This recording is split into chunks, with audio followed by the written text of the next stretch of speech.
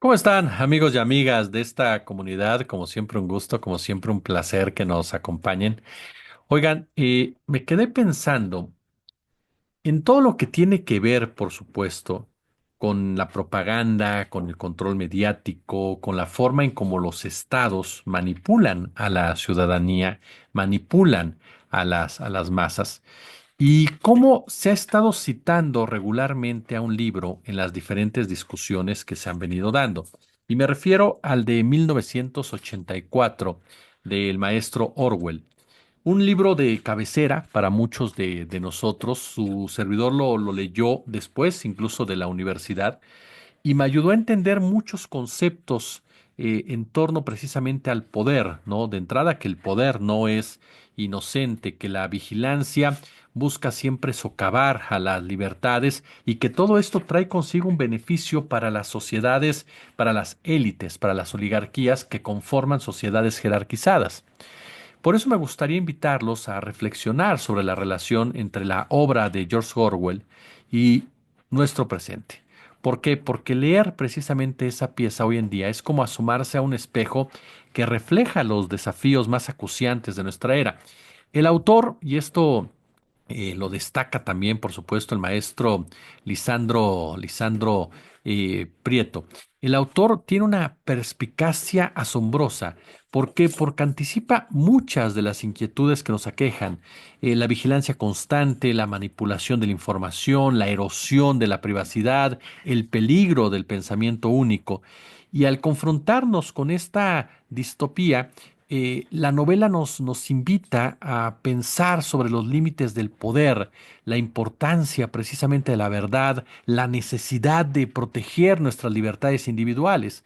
Hoy por hoy vemos con qué facilidad se siguen generando bulos, se sigue generando desinformación, con el afán de golpear, de desestabilizar a un gobierno, a un proyecto de nación, a un ciudadano, a un artista, a un deportista.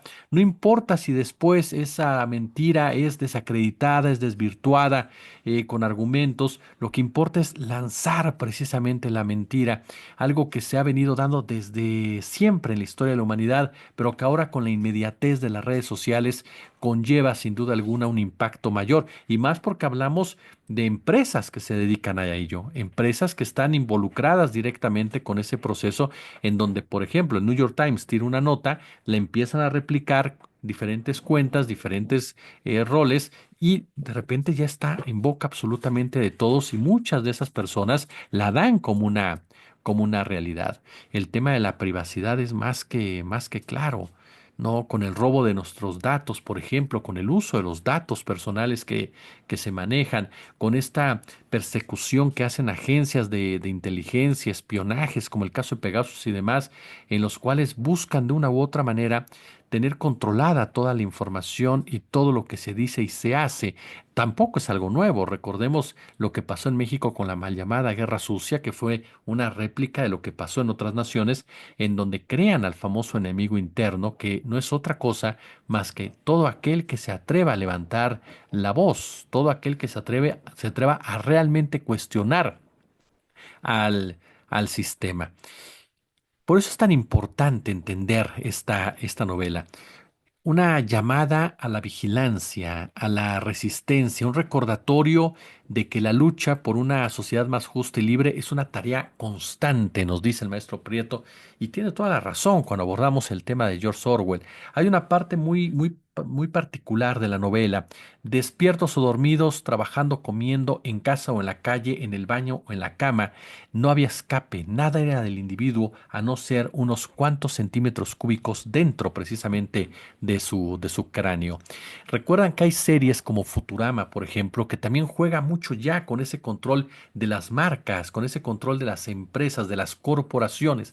Por eso se habla tanto de la corporatocracia como tal, siendo ya hoy por hoy el personaje principal en el destino de este planeta. Bien lo dijo el maestro Chomsky, si no mal recuerdo, o sí, fue el maestro Chomsky o el maestro Kapuscinski, quienes hablaban precisamente de que en la década de los setentas se dio esta desviación completamente en donde lo político dejó de pesar, lo político en donde la ciudadanía tiene una influencia, dejó de ser lo determinante y pasó a lo empresarial, pasó al mercado, en donde el ciudadano es totalmente desechable.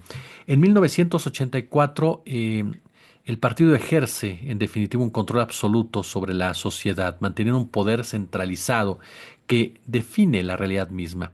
Esta idea de control total nos recuerda a las reflexiones de Hannah Arendt, quien en los orígenes del totalitarismo explica cómo el poder totalitario transforma la realidad para subyugar a las personas, un proceso en el cual la mentira se convierte completamente en realidad. Bueno, pues bien, Orwell ilustra este fenómeno a través del concepto del doble pensar, que no es otra cosa que la habilidad de mantener dos ideas contradictorias al mismo tiempo.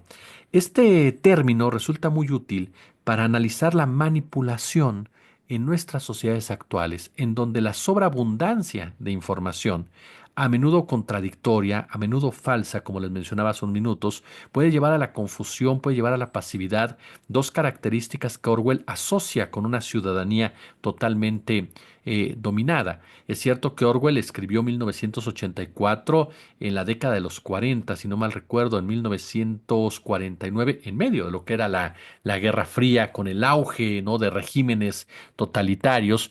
Y desde entonces este relato distópico ha sido interpretado como una advertencia contra los abusos precisamente del poder, contra las formas de vigilancia extrema. Hay otro fragmento del libro. Esta era la más refinada sutileza del sistema. Inducir conscientemente a la inconsciencia y luego hacerse inconsciente para no reconocer que se había realizado un acto de autosugestión. Incluso comprender la palabra doble pensar implicaba el uso precisamente del doble pensar. Michael Foucault, no, paladín del pensamiento posmoderno, pensó esta relación también entre el conocimiento y el poder en una dinámica en la cual quien domina el conocimiento controla también las mentes y controla también los cuerpos de los sujetos.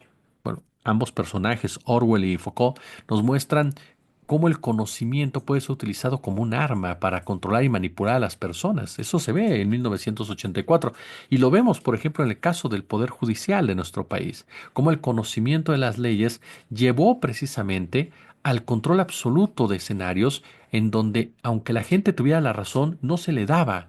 ¿Por qué? Porque aquellos que saben de leyes, aquellos que conocen de leyes, las torcían completamente para sus propios beneficios, convirtiéndose en verdaderos peligros, como bien lo destacó Jesús Lemos en su libro El Cártel Judicial, porque es gente preparada para utilizar la ley en su propio beneficio, porque conocen a fondo la ley.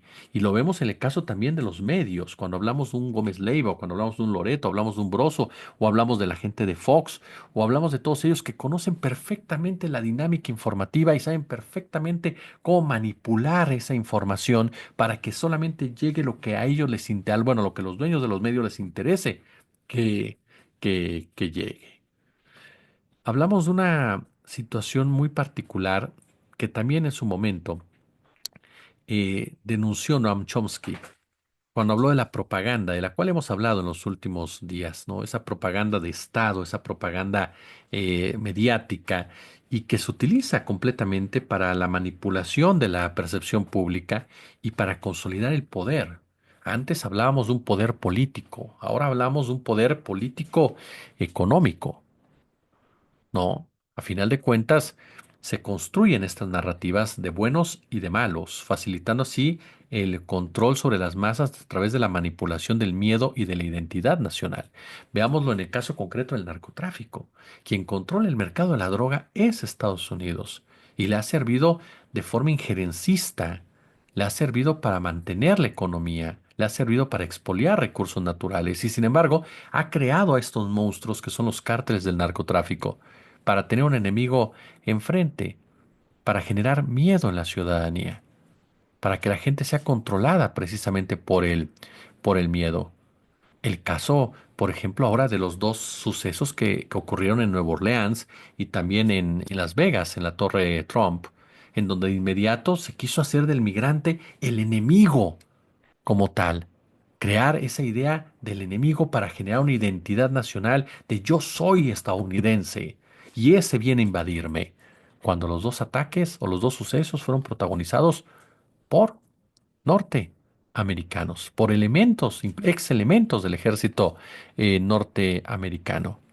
Orwell expone cómo la creación de enemigos ficticios, externos o internos, fortalece considerablemente la cohesión en las estructuras autoritarias. Es como el famoso juego de la piedra, ¿no? Cuando tú tienes una piedra y dices, esta piedra ahuyenta tigres, pero estás en una zona donde no hay tigres por naturaleza. Pero no falta el incauto que te dice, ahuyenta tigres, y tú le contestas, ¿ves algún tigre cerca? Entonces la piedra está funcionando y el incauto incluso te la compra, porque cree que la piedra realmente ahuyenta a los tigres, por ejemplo. O lo que pasa, retomo, con el papel de los narcos, ¿no? Creas estas figuras mitológicas, literalmente, poderosísimos en todos los sentidos, y que te sirven de la forma correcta. ¿Para qué? Para poder aplicar una estrategia securitaria totalmente autoritaria y totalmente contraria a tus libertades. Vemos ahora lo que pasó en Siria, cuando los que antes eran terroristas, pues ahora resulta que eran luchadores por la libertad, porque resulta que tanto ISIS como los demás movimientos que participaron activamente fueron creados por los Estados Unidos para generar inestabilidad en la región. Y ahora son verdaderos defensores de la libertad. Creas el monstruo al que acusas de algo, lo alimentas y después le lavas la cara. Hablamos que es algo muy actual lo que denuncia en su momento este Orwell, con contextos en donde se exacerban las divisiones sociales, se identifican grupos o países específicos como amenazas constantes, justificando políticas de vigilancia, restricciones a las libertades y, ¿por qué no?, hasta bombardeos aéreos. Veamos la historia nuevamente. Cuando Estados Unidos nos quitó la mitad del territorio, no fue que anunciaran que era porque era una cuestión política, no, nos acusaron nos acusaron de ser un peligro para ellos, aun cuando México no tenía la capacidad militar para hacerles frente, como quedó constatado. Pero éramos un peligro para ellos. Lo mismo dijeron de Saddam Hussein, lo mismo dijeron de Fidel Castro, lo mismo dijeron Gaddafi, de Gaddafi. Lo mismo dijeron de tantos personajes que yo no estoy diciendo que no hayan sido personajes cuestionables, pero no fueron retirados por Estados Unidos por una cuestión democrática, sino porque a final de cuentas le interesaba imponer sus condiciones. Y de esa forma justificar con sus palabras, con sus acciones, distintos modelos de total dominación. Tenía usted que vivir y en esto el hábito se convertía en un instinto, con la seguridad de que cualquier sonido emitido por usted sería registrado, escuchado por alguien, y que excepto en la oscuridad, todos sus movimientos serían precisamente observados. Por supuesto, y para concluir, otro elemento inquietante de la obra es la famosa neolengua, una lengua diseñada para limitar la capacidad de pensar críticamente. Orwell crea este lenguaje ficticio para ilustrar cómo el lenguaje tiene el poder de moldear el pensamiento y al restringir el número de palabras disponibles pretende impedir el surgimiento de ideas subversivas. En este punto no podemos olvidar, por supuesto, la sentencia que hizo Ludwig Wittgenstein, que indicaba los límites de mi lenguaje significan los límites de mi mundo. La neolengua de Orwell reduce esos límites hasta el punto en que los ciudadanos incluso pierden la capacidad de cuestionarse la realidad. Este concepto encuentra un paralelismo en nuestra era digital, en donde el lenguaje se simplifica o se polariza en las redes sociales y donde la comunicación está medida por plataformas que pueden alterar el flujo bien de la información.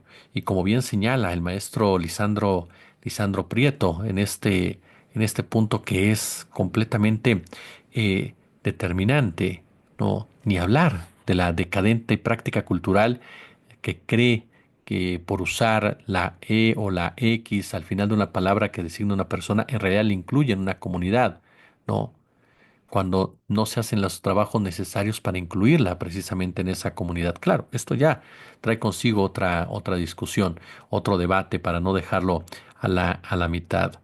Lo que me llama la atención es que mucha gente utiliza esos términos y en sus prácticas cotidianas son totalmente agresivos, totalmente violentadores de esas propias comunidades. Buscan segregar el lenguaje en todos los sentidos para que no evolucione, para que ese lenguaje no, el lenguaje da igualdad, el lenguaje otorga visibilidad, el lenguaje otorga, por supuesto, un lugar. Lo que no se nombra muchas veces no existe.